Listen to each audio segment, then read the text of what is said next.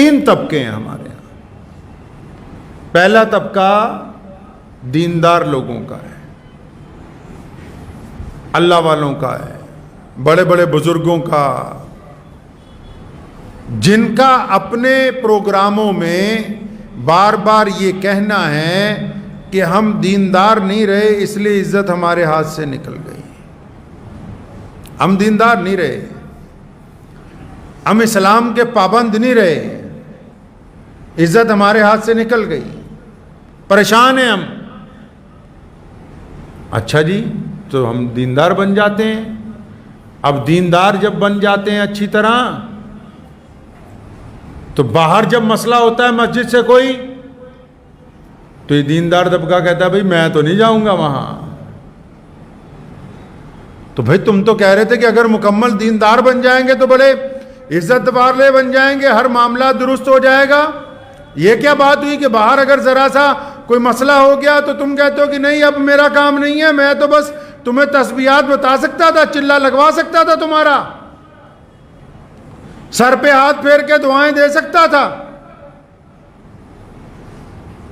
اچھا آپ تو کہتے تھے کہ اگر دیندار بن جائیں گے تو بڑی عزت اور شان و شوکت ہو جائے گی, لیکن پتہ لگا کہ جب پورا وقت ہی دین کے اندر لگا دیا تو جب باہر نکلے تو پھر کسی اعلیٰ افسر سے بات کرنے کی بھی جرت ان میں نظر نہیں آئی.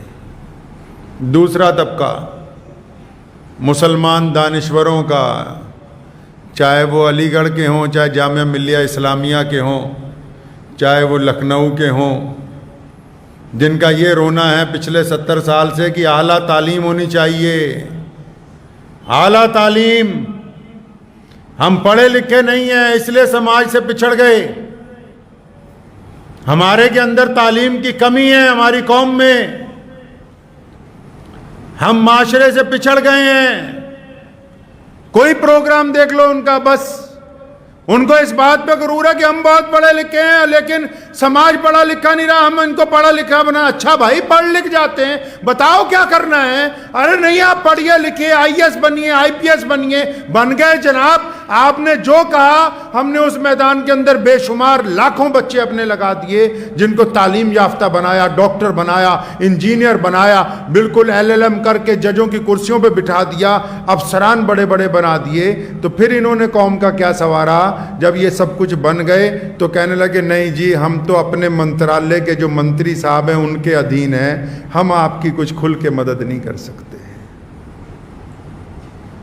تو پتہ لگا یہ دوسرا طبقہ جو رونا روتا تھا, یہ بھی یہ جو ہمیں سمجھا رہا تھا کہ تم پورا وقت ہی پڑھائی میں لگا دو گے تو پھر تمہیں عزت مل جائے گی, لیکن نہیں. جب یہ بھی پڑھ کے کسی بڑی کرسی پہ بیٹھے تو یہ کسی کے ماتحت ہو گئے,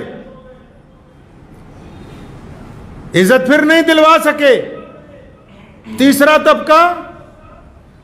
طبقہ مسلمان بیپاریوں کا ہے, وہ جو بڑے انڈسٹریلسٹ ہیں, اچھے ہیں, ان کو بولو جی, ان کا بھی اپنے جو ان کے پروگرام ہوتے ہیں ان کا رونا ہے. ارے یار یہ کام ہی نہیں کرتے, نٹھلے, یہ محنت ہی نہیں کرتے, یہ تو کاروبار بہترین کریں, کاروبار بہترین کریں. اچھا جی تم نے یہ رونا لگایا تو ہم نے کاروبار کے اندر کام کیا, اور ماشاءاللہ پوری دنیا کی انڈسٹری میں آج مسلمانوں کا حصہ سب سے زیادہ ہے, پورے ورلڈ کی انڈسٹری میں. اس ملک میں بھی ہاتھ سے کام کرنے والے سب سے زیادہ محنتی لوگ جو ہیں وہ اہل ایمان میں سے ہیں. تم نے کہا جی کام کرو, خوب کام کیا, بڑی بڑیاں کمپنیاں لگا دیں. ملک کی بڑی کمپنیوں میں آپ لسٹ پر نکال لیجئے کتنے ماشاءاللہ بہترین مسلمان موجود ہیں. تو پھر کیا ہوا؟ جب یہاں پھر قوم کی بات آئی تو انہوں نے کہا نہیں جی ہم کیونکہ بیوپاری ہیں اس لیے ہم تمہارے سیاسی معاملات میں دخل نہیں دے سکتے. تینوں اپنی اپنی جگہ ناکام ہیں. کیوں ناکام ہیں؟ کیونکہ یہ تینوں اپنے اپنے مزاج کے مطابق قوم کو چلانا چاہتے ہیں. قوم جو ہے, قوم مذہب سے ہے, مذہب جو نہیں, کچھ بھی نہیں, ربط باہم جو نہیں, محفل انجم بھی نہیں. قرآن پاک نے کہا وَاعْتَصِمُوا بِحَبْلِ اللَّهِ جَمِيعًا, فرمایا اللہ کی رسی کو मजबूती से पकड़ लो। इन्होंने कहा हाँ जी पकड़ ली है, 5 वक्त नमाज पढ़ने से हमने पकड़ ली है। उन्होंने कहा हाँ बिल्कुल, हमने तालीम के जरिए, इकरा बिस्मी के जरिए हमने रस्सी पकड़ ली है। उन्होंने कहा हाँ बिल्कुल, हमने कारोबार के जरिए अल्लाह की रस्सी को पकड़ ली है, बस यहीं से पकड़ लिया, आगे नहीं सुना अल्लाह क्या चाहते हैं। अल्लाह ने फरमाया वला तफर्रकू, कि आपस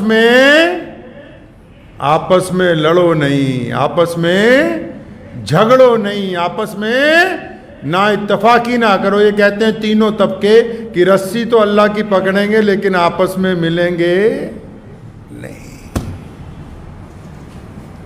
ये इनकी बुनियादी परेशानी है।